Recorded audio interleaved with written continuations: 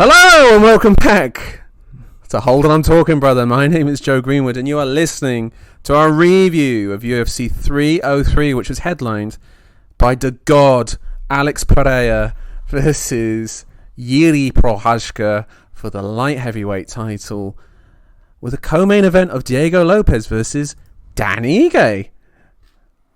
As per usual, I'm joined by my regular co-host Tom Ballerman. Tom, we've been chatting a little bit pre-pod. I've given some broad strokes opinions about this card as you deal with some admin there. I thought this card was god-awful and was saved by what is a man that I declared the face of the UFC. Let me ask you, after Saturday night, is Alex Pereira the face of the UFC? Yes.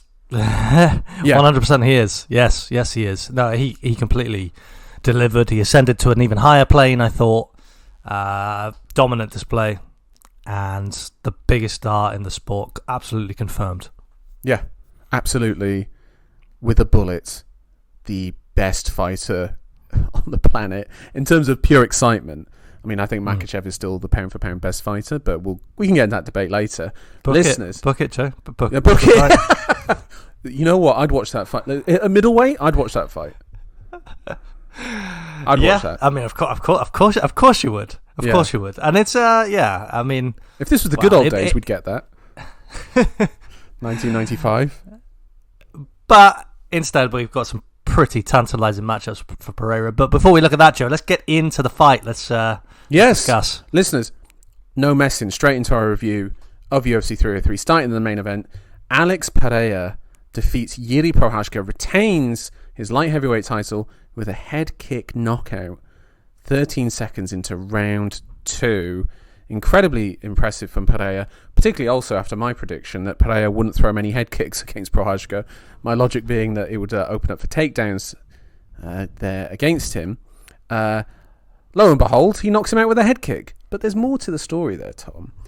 The story of this fight is that Alex Pereira might be the most terrifying man in the UFC right now. There is not a fighter out there that should be staying on the feet with Alex Pereira.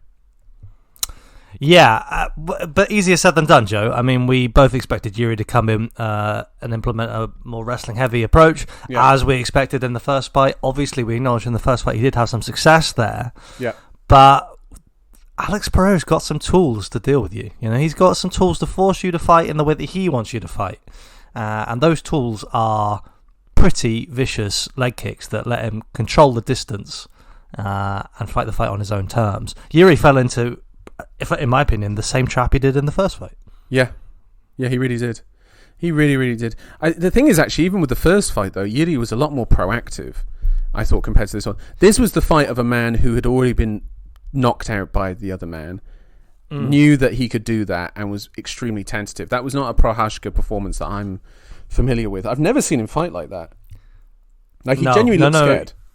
Yeah, you scared, are right. But fearful. Unsure. Yeah, unsure. Like this man's got the tools to hurt me again. Yeah. But I think it's also, like, I really think these leg kicks, they're disarming. Because it makes you, like, start to have to move in a different way. It puts you in places that you didn't plan to be in, and then you start questioning other things. And that's what I'm trying to get at when I'm saying he's got the tools to make you fight on his own terms, because that it takes away the space that Jiří wants to be in. So immediately he's on the back foot. And last time, like, he got kind of provoked into blitzing. Yeah. Lord knows he didn't want to do that again. Because he got clapped. Every time he got caught in that space again, that left hook was there. The jab was on point as well. For Pereira.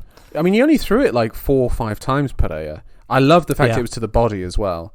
Like, where he's just like, and it's not like he's not jabbing you to the body. He's almost like stabbing. It's like a stabbing. He's like lancing you a little bit. It's so impressive, that jab from Pereira. I mean, the calf kicks or the low kicks. My only thing that I can think about is, I have a colleague who's like trained and had MMA fights, and we were talking about calf kicks and low kicks, and I said, like, go on, give me a calf kick. And he gave me one at, like, I think maybe about 50%, and I actually felt all the bones in my body shake and vibrate as he did it to me. It was horrendous. Are you sure that was the bones, Joe? He's just like That was moving as well. But he's talking about my dick because it got hard and erect. That's what happened here, listeners. Anyway, sorry, that's a story for a different day. Listen, I literally just felt, and like my leg hurt really badly. Imagine it's Alex Pereira doing that to you. Like, of course, you're going to freak out. It doesn't matter that you're a pro fighter. You are going to freak out if you feel that man kick you in the car. Well, especially when you've got no hope really of checking them. There's very little tell. It's a very Yuri minimal check motion. Anyway. Yuri doesn't, but anyway, it's like Pereira's technique behind it. Yeah, Yuri's, like you said, it's not the Bushido way to check leg kicks. But you have to see them to even consider checking them, and there's such a subtle movement behind them, and it basically put Yuri again in that scary zone that he found himself in the first fight. Towards the end of the second, drops him. Saved by the bell, because Pereira was going to close the show right there. Obviously, there's not only so much you can do with an opponent, when you suffer a shot like that, not many of them can shake it off, especially with all those memories flashing through your mind of what happened last time. Of course, yeah. And promptly comes out in the second and steps straight into that head kick. I mean, what I'll mention about that, Joe, I've said to you before, but just to clue the listeners in, it was spoiled for me, this fight. I had a moment of weakness, and I came across a clip which very much suggested the finish as it was. So I thought a head kick stopped the fight, and there was a moment in the first where I was looking at Pereira and I was looking at Yuri, and oh my word, I was like, it's coming now. Like, he's wide open, stood straight upright, his hands are down, his kind of chin's a little bit ahead of his feet. He leads head first, doesn't he? He's head first, and it's not. He's in range for it. Yeah, it's not even like he's head first to pull his head back to bait you in, like Cejudo did against Cruz, where he kept ducking his head forward to try and get Cruz to throw. It's literally just he leans forward, and he becomes front leg heavy, which then also then makes you susceptible to taking more damage from those calf kicks.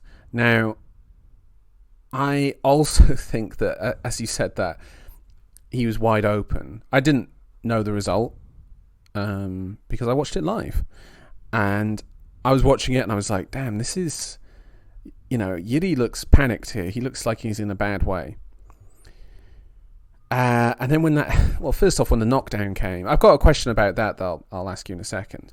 But there was a video that came out afterwards of Pereira's coach saying they were watching Yuri's warm-up video backstage that he posted to Instagram. And Alex watched it and he said, oh, he's open to the head kick. If this is him checking what he's going to do for checking a calf kick, I'm just going to throw a head kick. I'm going to knock him out with a head kick. So, and Pereira's coach said, careful what you post on Instagram afterwards, which is a good warning for all fighters there. I mean, you could, in a way, use that as like a double, as your first feint or your first bluff, to be like, oh, he's going to do this, he's going to check this way, when obviously you won't. But Pereira read it from that. It was wide open for him, as you said. My question is for you, though, Tom. Should the fight have been called off at the end of the first? Like, when he's been knocked down and he's asking Pereira to come down to the ground to him, as Herb Dean's saying the round's over, and Yuri doesn't seem to be totally aware of what's going on. Should Herb Dean have called it off then, or should his corner have pulled him out of the fight? Because... Well, if you set that precedent, then Michael Bisping never becomes middleweight champion, Joe. And that's true. The count, he's probably not a commentator now, and it's a whole different timeline. It's a whole different sport. A worse timeline with Michael Bisping not as the middleweight champion. Well, then we don't get the whole Luke Rockhold thing. Like, everything changes, Joe. Yeah. We don't get that conceive, believe, achieve. Yeah.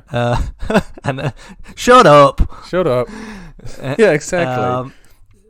So yeah, I thought. I'm talking about Anderson Silva versus Bisping in the UK, where Bisping gets caught with a flying knee and gets just absolutely folded like a deck chair, and then the bell goes, and the fight continues. It continued again here. I did think that Anderson Silva had won that fight, and I was adamant about it. However, I can't justify it. Yeah, I know you were on the other side of that. Maybe we were on different sides here, because I didn't think this fight should have been stopped at that moment. No. Right. No. I mean, no.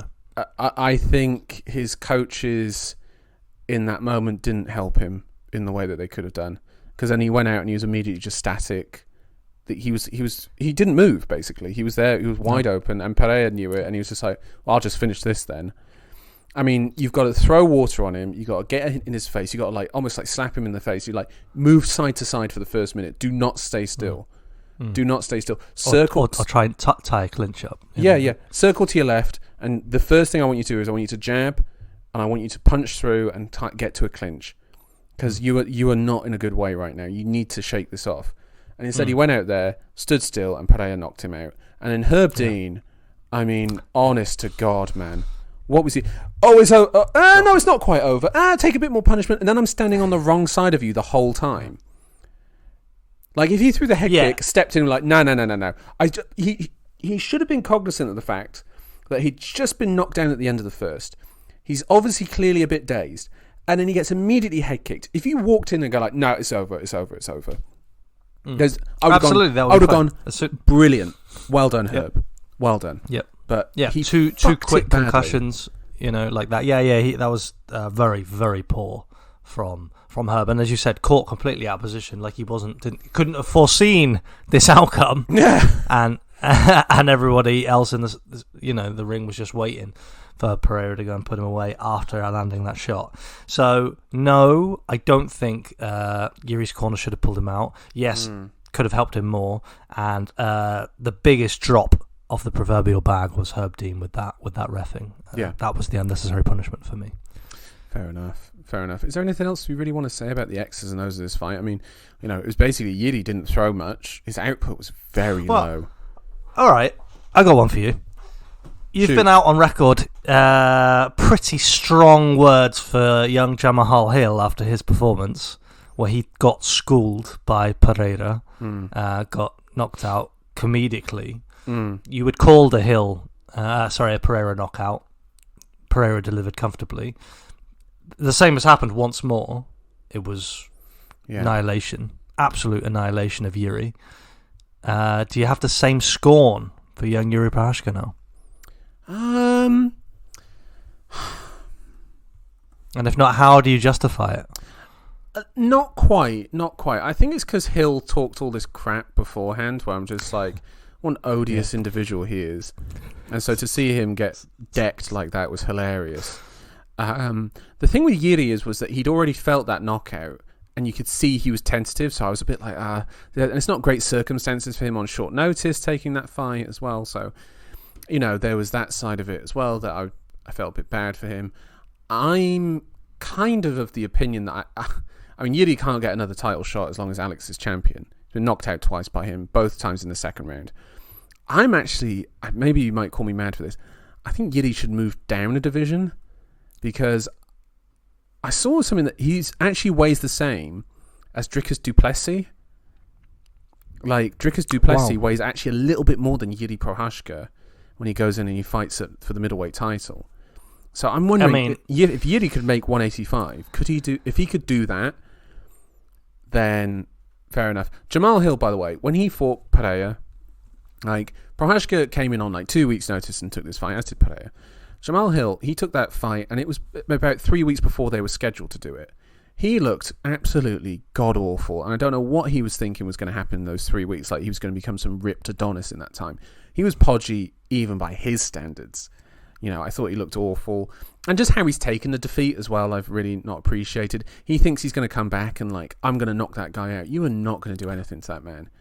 Well, let me jump in right there. Before we address the future for the champ, let's look at the challenger. I concur, by the way. I have a special exemption for Yuri.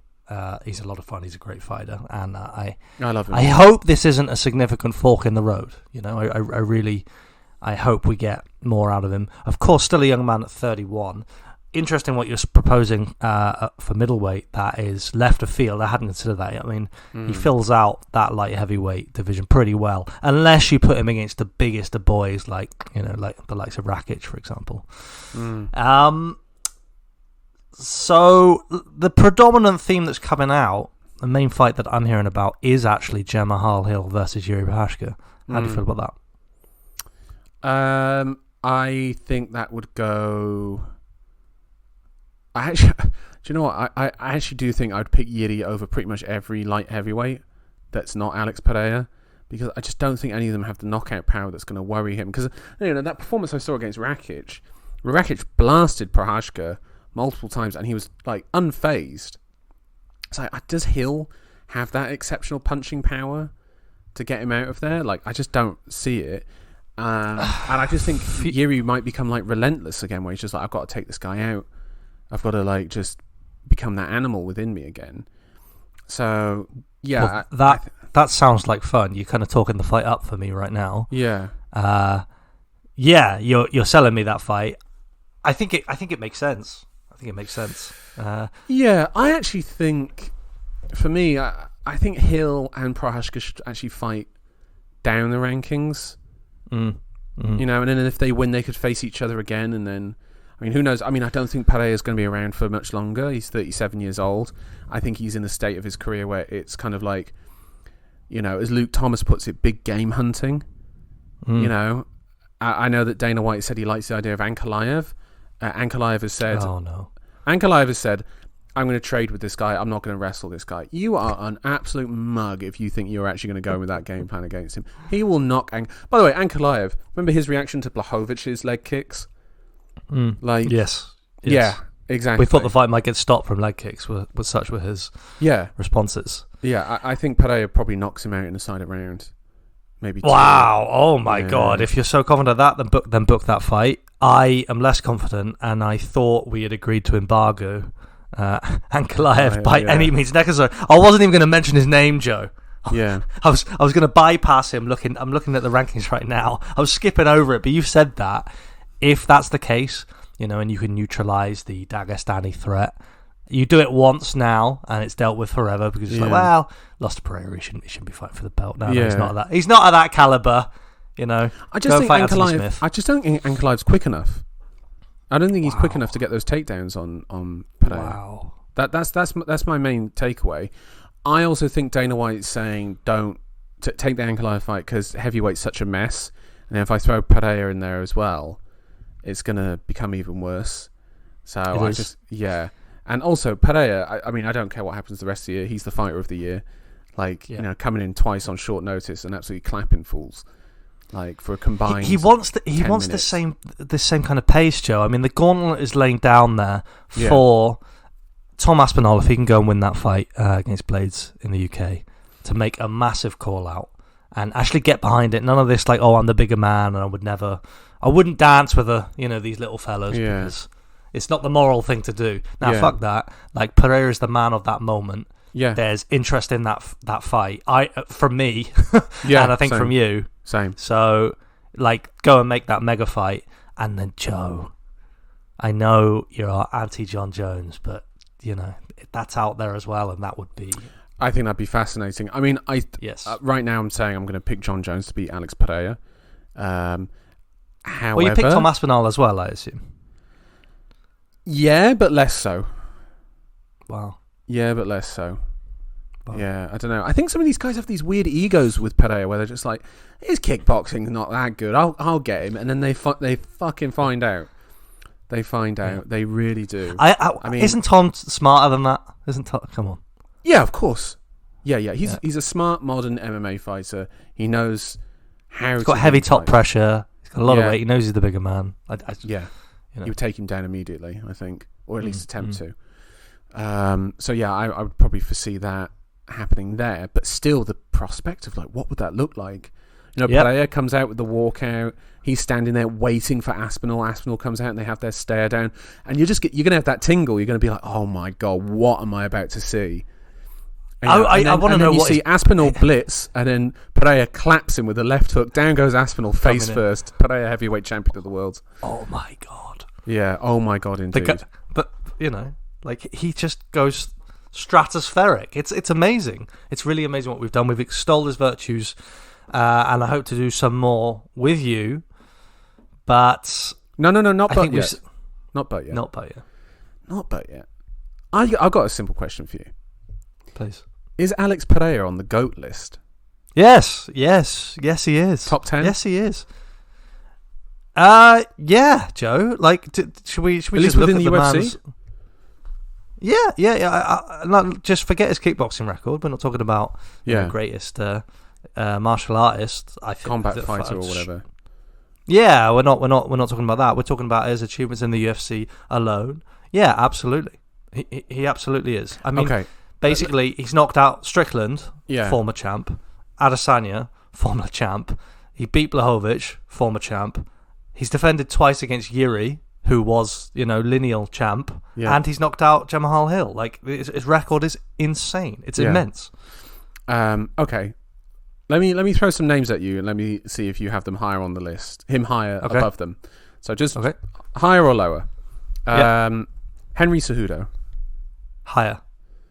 Ooh. Pereira is higher. Okay, cool. Yeah, and no question. Okay, cool. His career is better than Cejudo's.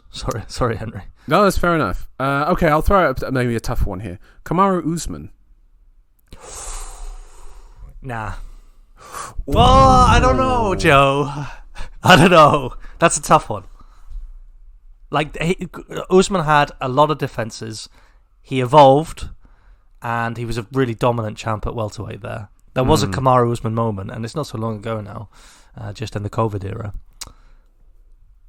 But then I look at this, like, the magnitude of the accomplishments of Pereira, like the fact that he vanquished Izzy, who was as dominant as Usman has been, perhaps more so, and he just came in there and finished him. Can I ask you something about the Izzy thing, by the way? Did you see Izzy's post that he put out where after the fight, where he did like this anime video of his knockout of Pereira, and it kind of reminds me of when Adesanya talked about Pereira when he's like, look at all my achievements. That guy's in a bar saying, I beat that guy once. It's getting that feeling, do you know what I mean, of like, I beat Pereira once. Yeah, who gives a fuck? All right, here's another one for you. Okay, you're not so sure on that. What about... it's close with Usman. I'm starting to lean more towards Pereira, but I don't want to be one of those, what have you done for me lately? Fans. I agree. I think it's unfair to do that to Usman because, as you say, the evolving, the dominance, he was a terrifying prospect. Yeah, he was a terrifying prospect, and he was 1 minute away from beating Leon Edwards. It was. I mean, obviously, then Edwards was able to go on and have his run, which I'm. Yeah, but without that, Usman's probably still champ now, isn't he? He would have beaten Covington again, and oh god, we would have been lining up Usman versus Shavkat. Fucking hell. Unfortunately, we'd be looking at Usman versus Bilal. I'm sorry. But... No, that's a shame. Well, yeah, maybe. I think he could have won that with one leg. Chuck another name at me. How about Frankie Edgar? Edgar's a weird one because it kind of, like, he bridges that kind of older MMA to the modern era, and in the modern era, of course, he's not lightweight champ. No. Peak Frankie Edgar is never the lightweight. Frankie Edgar versus Islam Makhachev. No. Frankie Edgar at bantamweight, peak bantamweight. Him in his peak. But we didn't see that. I know. I know. So I think again I'm going to have Pereira. Okay, I've got a couple more that I've got off the top of my head here. Do tell if you disagree. Yeah, I'll tell you. The Usman one I'm 50-50 on. Yeah, I have him above Edgar and I forgot the first one I said. Cejudo, yeah. Okay. Demetrius Johnson. That's another tricky one because flyweight was never appreciated. I was of the mindset that the division should be cancelled. I'll be honest with you. I just never did it for me, but of course, one of the most dominant champs in a weight class. Never actually lost, got absolutely robbed for my money against Cejudo when he did drop the belt. Yeah. He only lost at bantamweight where he was undersized. Yeah, absolutely. But never appreciated really by the majority of the fan base, certainly never appreciated by the UFC. Like, what's DJ's biggest win? I mean, it's that flying armbar, Ray Borg. Belly to back. But who is Ray Borg and where is he right now? So for this reason, I feel like I'm going to get called like a normie by certain subsections of the fan base. I'm just talking about achievements. I'm not talking about skills. No. Like let's talk about it from like an achievement. It's Pereira again. Okay, fair enough. I've got one more. What about Khabib? Oh my God, Joe! You line these up. These are tough. Khabib, as we know, he's the story of what could have been. Even though he was, but just not for long enough. But then if we're talking about longevity, like Pereira, you can't say the man's had longevity. If he keeps this activity for another year, 2 years. If Pereira goes on, he knocks out Ankalaev, and then he moves up and faces Aspinall or Blades for the heavyweight title. I assume he's never going to fight John Jones. Like, John Jones to me is a guy who's just going to... He fights Stipe, and then he realises... He's smart enough to realise his career is... I think he takes the Pereira fight. Not Aspinall. He has to fight Aspinall. No, not Aspinall. No. He does everything he can to sidestep Aspinall, but he'd fight Pereira. For the reasons you've hinted at. Right. Okay. Fair enough. Joe? The Khabib one, go on. Pereira. I thought about it, yeah, it's Pereira. That's my pick as well. I have Pereira. Wow. I have Pereira as well. Interesting. Massive. In 2 years, 3 years, absolutely massive. It's the aura as well. Yeah. It's the aura. Khabib had the same aura, where it was just like, oh my God, how am I going to deal with this guy? And it's like, you think you know, but you don't know.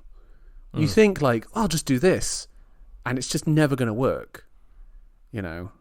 I've cited it a million times with Khabib, but his last fight against Gaethje was really like just terrifying. Like, one of the best strikers in the division landed his best shots, and Khabib just walked him down and ragdolled him. I love the heavy hands description of him, where they called it Gaethje on ice, where he was just skirting that whole, just like wanted to stay away from him, terrified of him. Actually, I've got another name for you for the GOAT list one. Max Holloway. Max. Okay, fair enough. Yeah, that's It's Max. It's Max. Okay, good. That's the correct. And that story's still unfolding. Yeah, I can't wait to see. Because it's Topuria next for him, isn't it? So hyped for that. Right, listeners, we're going to talk about the rest of this card. Not a lot of meat on this bone, I'm afraid to say, but there's some interesting talking points here. Starting with this co-main event, Diego Lopez wakes up Friday morning and is told, "Can you weigh in at lightweight? Because Brian Ortega's not going to make 145." He said, "Absolutely." What a G. He was at 146, by the way, when they made the call. Weighs in at 155. Right, cracking, can't wait. The card has started. The prelims have started. And the call comes in. Could you weigh in at 165? Ortega's not making it. Can you fight Dan Ige instead? And Diego Lopez says, yeah, no problem. Unreal. Dan Ige was on the sofa watching the prelims when he got the call. Unbelievable really, story. More jaw dropping for me than the head kick knockout that Pereira landed. I could not believe this fight was going to take place. I could not believe it. Madness, wasn't it? Absolute madness. So, well, can we just look at it a little bit, like why it's so unbelievable? First of all, because it breaks every commission rule going. Well, they did get a commissioner out to come and walk us through how they came to this conclusion. The rankings were similar. He was in camp due to fight, and he had fought recently. They had all his medicals or whatever. And that's how they managed to rubber stamp it. So it's a very specific turn of events that actually makes the Ige fight possible. But first, can we just look at it a little bit more detail? All right, Diego Lopez is coming in at short notice to fight the top 5. One of the best fighters in the division, in Brian Ortega. Yeah. Who's quite a big featherweight. He's quite a big featherweight. He's got a very checkered history, and then he comes in heavy, 10 pounds. You've already cut the weight. Now, we know, if you haven't gone through that last bit of suffering, that's what all the fighters say. That's where the real punishment happens on your body. You really get diminished. Already at this stage, I'm saying, Brian, you're in a moment right here. Everybody loves you. Not Brian, sorry, Diego. Yeah. Brian, we like you too, man, but we could have seen this coming a mile away. This is your way, unfortunately. I don't know if I'm saying Diego should take a fight at 155 against Brian Ortega. If I'm his coach... I want to see it. If I'm his coach, I say you take that fight. This guy's fucked. Fucked. Right. You're going to take his spot. And Dana said, forget the weight, it's a featherweight fight. Which I'm like, okay, fair enough. He's come out and said that. I would be like, it's mega risky. It's mega risky. Yeah. But to be honest, it's not risky for Lopez in terms of ranking. In terms of ranking, he's fine. I'd steal a lot of hype away from him if he goes out there. Brian takes a bit bigger, manhandles him, and then chokes him out. That would take a little bit of the magic away. He's got a parachute though to save him. This fucker didn't make the weight. He wasn't going to make the weight. Yeah, he was oversized. I was a pound away. Yeah. He was, in fact, even half a pound away. He was on weight, which is madness. Because, by the way, when he fought Dan Ige in the end and it was 165, you look at him and go like, this guy's fucking ginormous. How does he make 145? Like, this guy is huge. Well, we'll come to that. So then okay, you end up ballooning back up and making weight for lightweight, and then it's like we've got a guy coming off the couch. But not off the couch because he's been training. He's got his full size. He's not like sucked in or anything. You know, he's in camp. His full build. Yeah, he's in camp. But he's not had to cut. He's not taken any of that punishment. He's an unknown prospect. He's really for you. You haven't prepared in any way. He never gets finished. He's gonna be strong. Yeah. So he's gonna nullify some of your best weapons. Do you take that fight? My God. You've cut to 145. That is insane. Madness. I'm saying no because I'm worried for him. Although you might argue again like it's a no-lose situation because he's fighting such a bigger guy. And then the actual fight unfolds, Joe. And let's just get straight into that. What are your dominant memories from this fight? My dominant memory from this is that Diego Lopez, when it gets close to the clinch, that man is a wild animal, like just swinging just both hands just going, hooking as hard as he can. Like defense is not an option. No, and it's massively entertaining, and I love him for it. Yeah. So that was the main thing. He gassed in that third round, and he gassed hard, and it's like, fair enough. I'm going to stay on the Diego Lopez side before I get to Dan Ige. That takedown Ige landed at the end of the first. He must have been like, right, I'm going to take him down. I'm going to test this out. And nearly got finished. 3 subs within the space of 10 seconds. That was so slick. Yeah. That was unbelievable how slick Lopez was. How he went from the guillotine, which was about 80% in, slipped it to a das from there. Yeah. Like, that was unbelievable. Ige defended it well, I will say. So I will give him that credit. But there was a bit of thing of like, not doing that again. Like when the rest of that fight, he's like, I'm not risking that. And Lopez, I was really impressed by that in the offensive side of him. Go on, Tom. Well, so I concur completely with that, but it was clear to me that Ige was a much, much stronger boy in there. You mentioned that how big is Diego Lopez actually? Like if you looked at their kind of waistline, their muscles, the build around the chest, when they were actually in the clinch, like Diego had a significant skill advantage, but when it was just strength for strength, Dan Ige was just like tearing his arms off, breaking holds, and he was much stronger, framing off of Diego, him and all that. Yeah, and Diego, so he basically had to have such a dominant position and like lock in, for example, that rear body triangle, and keep being tricky, being skilled to maintain position, because Ige was just so much stronger, I felt. And you talked about the wild offense once you're in kind of clinching range, like uppercuts, hooks, just a hurricane of shots coming at you. I was absolutely petrified for most of the fight of just like Dan Ige coming over the top with in the maelstrom, big whiffing, hook. And Diego Lopez's hands nowhere near ready to defend, and just him collapsing in a mop with that hair just flapping around, and that was all she wrote. I could see it, Joe, every time he went in, because the man is a wild dog. Yeah. And thank God it didn't happen. He clung on for dear life. When Dan Ige, I was like, if Dan Ige just postures up here, if he can just break this hold, then he's going to mush my man into the ground, and I'm going to be very upset. Well, the end of the fight when Ige got on top of him. The third round. Yeah, Oh, he got that Volkanovski position where he plants his feet and he starts like unloading on him. I'm like, oh my God, Diego, mate, throw something out there. Get this. I know you're knackered, but please, that last percentage you got in your energy bar, use something here. Because Ige, he did cling on, and I got to give Ige respect here, because Ige as well, like, I think he managed himself, where he's like, first round and a half, he kind of didn't quite take it off, but he was like, right, I wonder if they game plan for this, where like, this guy's going to gas in the third. He ain't going to be able to last the full 15, and that's when I'm going to come for him. Really impressive from Ige, I thought. Yeah, Ige's a G. He needs massive credit. Both fighters, of course, do. But for sure.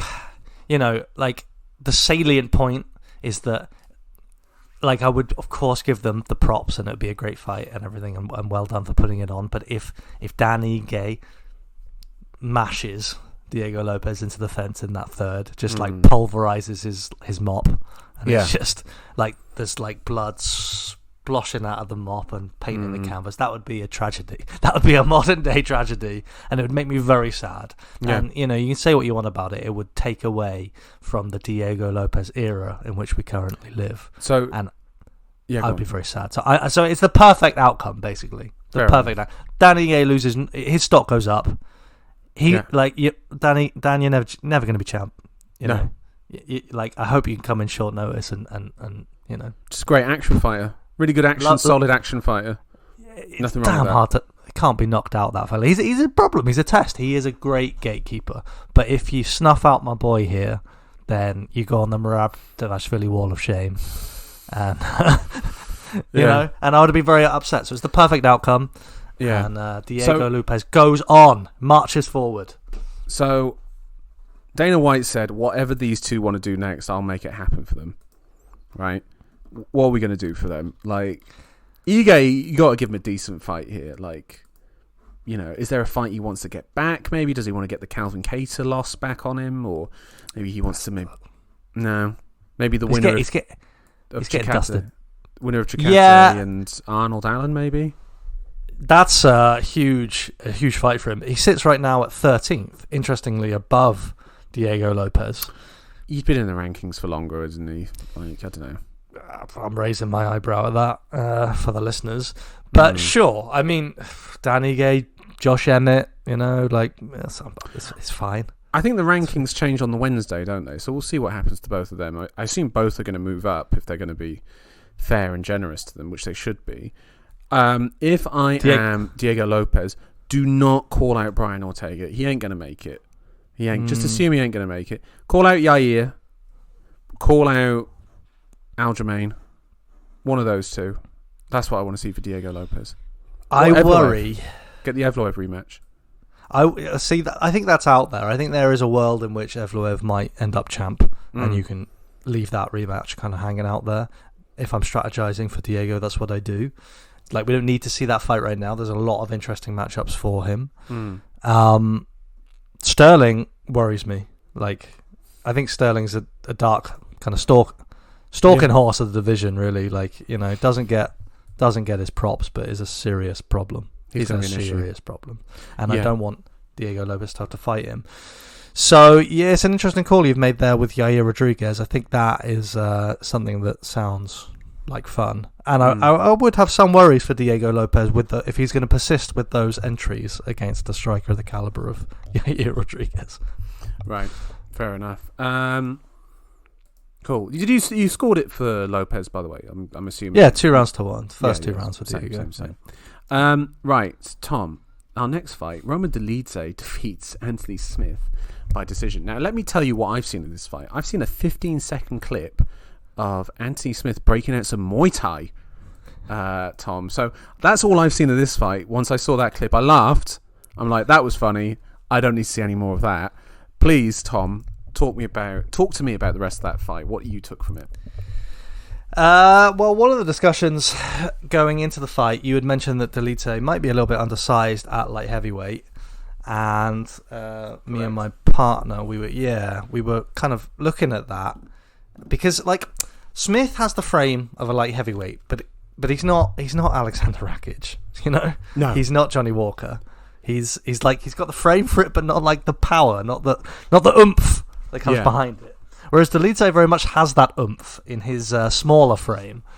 So there was a size discrepancy, but it wasn't really much of an issue. Like, shot for shot, Dolidze was better and stronger, more accurate, more active. And yeah, Anthony Smith was trying to enter with, you know, 1-2s and eating leg kicks and getting worked, really. It was very comfortable first 2 rounds for Dolidze. In the second, Smith ends up on his back. I think he slips off it was kind of like a knockdown / slip. And Delice ends up on top, and it's that thing like, well, are you keeping your teeth, my son? I'm not sure. I hope so, because I don't want to see that again. But it's just a bad look, He looked tired. He was confined to the mat. No hope of getting up, with Delice just kind of wailing on him. Didn't do enough to finish it. Smith manages to kind of compose himself for the third, and I mean, it was kind of more of the same, really. So not much of a contest. Delice wins quite comfortably. What did you see that clip I'm talking about of when he did the Muay Thai, did the Khalil Roundtree front leg bopping up and down? Yeah. Oh, yeah. Sorry. Yeah. No. Sorry. Yeah. No. That was actually very humorous because it came just in that one moment. It was in the second round, I think, before he got knocked down. No, he was flat-footed as anything, getting his legs chopped up, lead leg chopped up in the first, and suddenly he came out with his this spring in his step, just out of nowhere, unprompted, having had his leg destroyed in the first. Dreadful. And yes, dreadful. Yeah, that sums it up. Excellent. Right, well, let's move on to the next fight then. Another fight I didn't watch because it's women's bantamweight. It's Macy Chiasson defeats Maya Brenner Silva. Apparently quite violent. Is that correct, Tom? I wouldn't know, Joe. I saw the result of the cut. Anyway, whatever. I saw the finish. It was a nasty cut, ground and pound, nice elbow. Yeah. Yeah, there was some question marks whether it should be stopped. It was a lot of blood. It was a deep cut above the eye. Fair enough. That's all I know about that fight. Bloody hell. Right, listeners, we will talk about this fight, though. Ian Machado Gary defeats Michael Venom Page by unanimous decision. This fight was horrible, and I watched it, and I'm like, this is the MVP I know. Tom only knows the Kevin Holland MVP. This is the MVP I know. No grappling. Has no ability to break holds, kind of like stunk the place up on that sense. But then also landed some of the best shots of the fight to the point where I'm like, definitely. Did he actually win it? Like I was a bit like, did he win that fight? Yeah, and that's the more salient point for me. I think it's very harsh to say that I picked Gary. He stunk up the show. Like it comes down to both third. And I mean, sorry. Ian Gary said he was going to be faster. He said he's the best striker in the division. Give me Shavkat. Give me, Oh my God! Like he's going to be like this hurricane against MVP. MVP was landing kind of at will whenever they started striking. Really, he was having the same kind of success for my money that he had against Holland. He definitely had the speed advantage, the range advantage, and Gary's answer to that was just to try to tie him up and slow him down with clinches without getting any damage off. So, who really stung that fight up? Gary stunk, and so did MVP.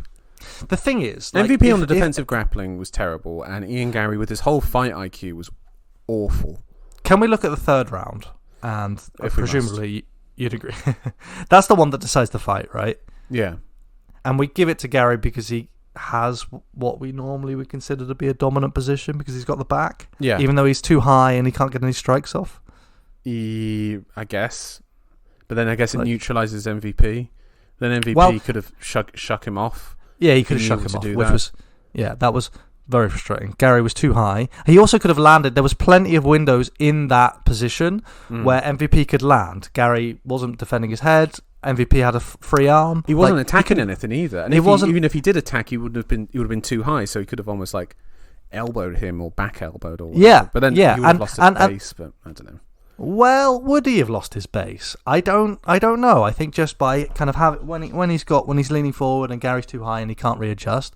Like if MVP just sneaks a few shots in there, I'll tell you right now, Joe, I'm giving him that round and then I'm giving him the fight and I'm saying Ian Gary stunk the show up and I'm pushing back on you hard here because like Gary, there's nothing to push back on. I agree that Gary stunk. Gary's awful. Let's talk about the first round now, where Gary takes him down and he takes his back. Yeah, he gets the arm underneath his neck and he can't finish the choke. Yeah, he can't. What's his grip strength? What's his like? Yeah, are you choking? Like, do we see? Like, he had the other arm in as well. He had the choke in almost entirely. He had like the MVP couldn't defend. Right, the arm was underneath the neck. He'd locked the choke in, but he just didn't have the squeeze to do it. I haven't seen that at this level of the sport for a long time. A long time. Yeah, and he's been training with Damian Maia as well. Like, it's just like, how do you not have that, at the very least, from Damian Maia? Like, you got a rear naked choke, and you got Damian Maia, the one teaching you to do it. Like, I'm going to say it right now. The teaching is not the issue. It's the student. Yeah, with that case, because Damian Maia is like maybe the greatest grappler in the history of MMA. Like, he like the hold he had was a little bit interesting. Like, he had the chance to kind of adjust and change their angle of pressure, but none of that happened. And MVP just kind of wore it and toughed got it back out up after toughed it out. And after that, I'm thinking like, well, if you can give Gary that position and not worry about being finished by him, then what license does that give you really to go forwards in the fight? Yeah, it's like when Leon fought Usman and Covington, and he said afterwards, like, these guys don't have a submission threat, so when they take me down, I'm not worried. It's like, oh, okay, that's... when he said that, it kind of like blew my mind. I'm like, oh yeah. So then when he fights Bilal in a couple of weeks, I'm like, well, Bilal's got no hope. Like, he's just going to break whatever grips he has, get up, and then kick him in the head. Like, it's going to be... He can throw with wild abandon in a way. And that's why what frustrated me about MVP, where it's just like, if you just had a little bit more grappling nous to be like, break the holds and get up. Because Gary didn't look that much bigger than him. What? And then he wins the fight, doesn't he? I always think he won the fight now. Yeah. Like, I don't think that's out of the realm of possibility. But we have left this fight with very different takeaways, because for me, like, Gary has lost a lot in my mind. No, he's lost a lot for me as well. But MVP hasn't really lost that much. I suspected, that grapplers could neutralise him. That's the same for me. It's just that, like, I've seen this MVP before.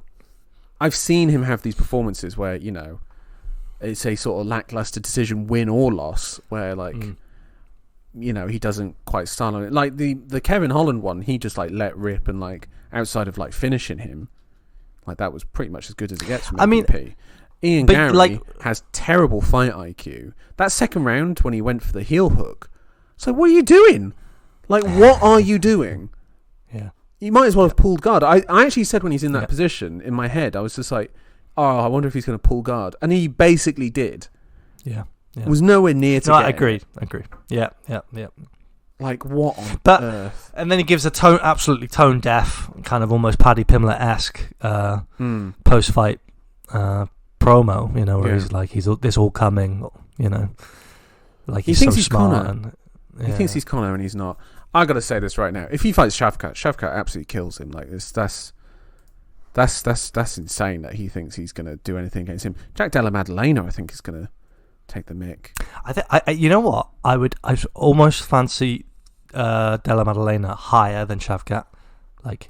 But I think the Christmas of that... I think the Christmas... Like, Shavkat, like he is reckless, right? He is reckless. His chin has stood up, but against a strong test in Jeff Neal. But I can see a world where Gary could catch him. I can't see a world where Ian Gary catches Jack Della Maddalena. Yeah, I don't think he can't out-grapple Jack Della either. After Jack Della, by the way, dealt with Gilbert Burns, I mean, admittedly, Burns had... But that's Gilbert Burns, though. He got up from Gilbert Burns. He had amazing transitions and scrambles to get out of Gilbert Burns. Ian Gary doesn't have that. Like, Jack Della Maddalena will probably break the grips, get up, and then get back to work. What's the fight to make for Ian Gary now? One of those two. Yeah? One of those two. Maybe the loser of Leon and Bilal. You got no interest in Colby Covington? In my life, no. Like, I've no interest in of ever seeing him fight. Of course. I have no interest in ever seeing him fight again, whatsoever.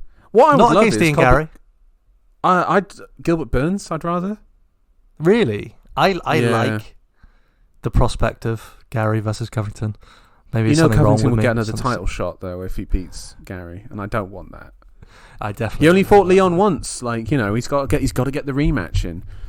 If Covington's going to fight, he either has to fight, Gary or Shavkat, or he fights Gilbert Burns, like someone like that. Yeah. I mean, to be honest, Covington shouldn't even be in the rankings at this stage. Like, I mean, Gary should fight that kind of test, though. Like, he doesn't have a man like that on his resume. Does he have a wrestler? Not Covington or... Usman. Yeah, I mean, I just think Usman's a little cut above. I want to preserve Usman for something more if he wants it, and of course potentially at middleweight as well. Usman should be big game hunting. Yeah, I mean, that's what I'm saying. Strickland's been saying recently that Whittaker doesn't deserve the number one contenders fight. He's the number one contender, which is hilarious. Yeah. Oh, who's he beat? Usman. Oh, he just beat some unknown Dagestani. How did you get a title shot? Abu's what's his fucking face? So yeah, wind that in, mate. The fight Usman. Yeah, Whittaker Usman. Oh wow! I mean, I love that, and that's big game hunting. So. Yeah. Although I'm probably at a point where I'm saying to Whittaker, look, you're next. You're next if, especially if DDP wins the fight. You're next. You're ahead of Strickland, so maybe you don't need to go and do that. Usman versus Strickland is a hell of a test. If Adesanya wins, Usman versus Whittaker on the undercard, like underneath. That would be imagine if Strickland beat Adesanya again. Oh, grim. That was something I wanted to ask you, Joe. We were looking at Alex Pereira. Is his legacy better than Adesanya's? That was the one I was going to save for another time. But do you want to have that discussion? That's the thing I was asking myself this whole fight. Really, has he surpassed Adesanya? I would say in terms of the fandom right now, I'd say yeah. In terms of his actual achievements, I think Adesanya is only bettered by Anderson Silva at middleweight. The last time they fought, he did knock him out. I do think him going like, well, the rivalry's over. It's just like, yeah, he was 3-1 down. They what rivalry? Do you know what I mean? Like it's a bit like this rivalry might not be as whatever you think it is. And yeah, I think Adesanya's output and dominance and his effect he had on MMA, he's changed a lot of the game. Yes, okay. So Marvin Vettori, Robert Whittaker, twice. Jared Cannonier. Yeah. Paulo Costa. Yeah. Kelvin Gastelum. Yeah. Anderson Silva. Yeah. Are they, Yuri Prochazka, Jamal Hill, former champs? Jamal Hill, fuck off. Fuck off. Fuck off. No. I'm not having you compare. I mean, I feel bad for Jared Cannonier being compared to him. Never mind fucking Robert Whittaker. Robert Whittaker, probably the third best middleweight we've ever had. Whittaker, of course, is a huge name. I'm just talking. I'm more looking at fights like Vettori. He beat Pereira. They both have a win over each other in MMA. Come on, man! Like that's. I think it's not written yet. I think it's not written yet. I think it's unwritten. I think if Adesanya comes back and schools DDP and he's like, Strickland, I want that back. I want that back. I'm the champ again. I want that back. Goes out there and writes that, then I think Adesanya is ahead. At this current point, I think it's neck and neck. It depends on what happens with Pereira. If Pereira then goes up and gets a third belt, it's over. Oh, there's no question. There's no question. I mean, he's gone up. He beat the guy who beat Izzy and beat Izzy comfortably in Blachowicz. He won the title that Izzy failed to get. And he's murking them. Like, he's knocking them out. That's the thing, is that the only fight that went the distance was Yan. And people were like worried for him going into that fight. I was a bit worried. And he's just like, nah, I got it. Chama, I've got it. So, I don't know. It's the Izzy one, I think, is unwritten. The other ones, neither of their legacies are set yet. And I think that's the issue for me. And that's why I chose the other ones. That's why I chose, Demetrius and Kamaru and Khabib. You're right. It's just that you could never have expected that we'd be having this conversation. In a year's time, we'll have the conversation again. And then we can probably be closer to a definitive answer. My inclination, it will probably be Adesanya that we'll say is the better legacy. But I don't know, man. Pereira's just so exciting. Beaten over 5 rounds by Sean Strickland. That is going to be hard for him to get off his back when we have this conversation. The thing is that you always talk about Strickland in such glowing terms, and then you just use him as an absolute donkey there, which is what he is.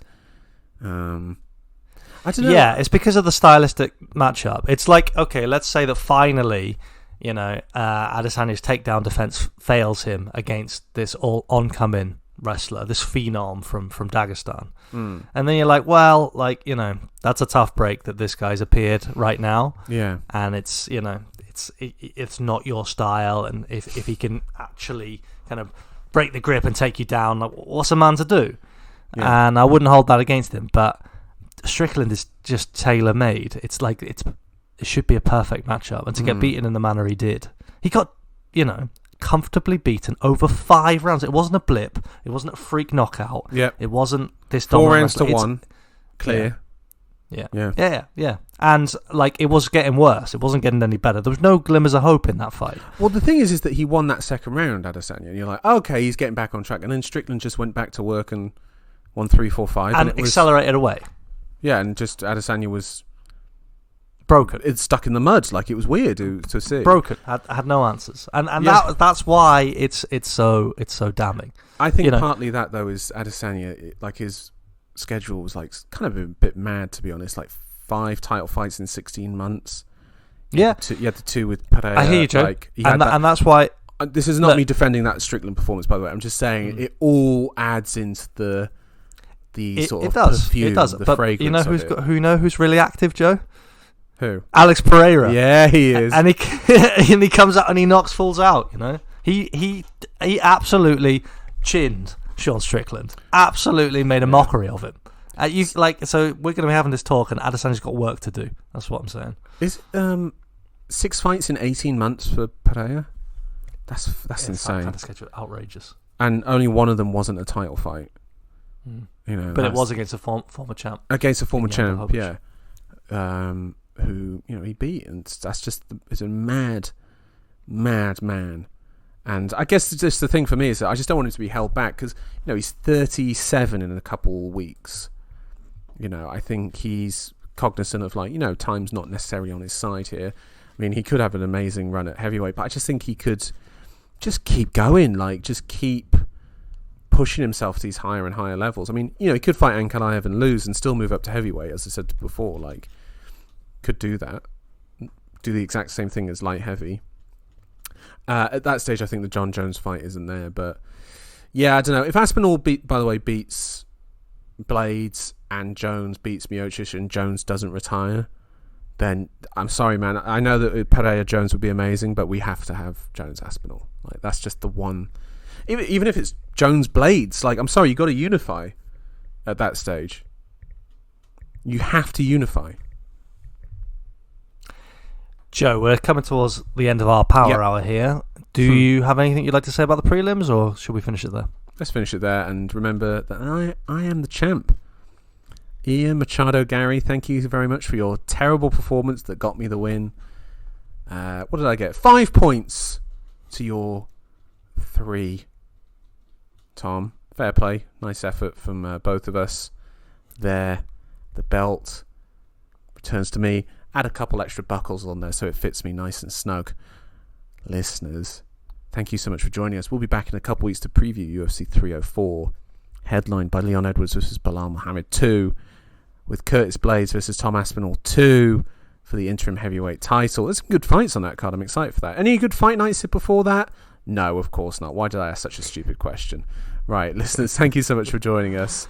We'll be back in a couple weeks. Take care. Bye-bye. Thanks, everybody. Thanks, Joe. Bye-bye. Bye-bye.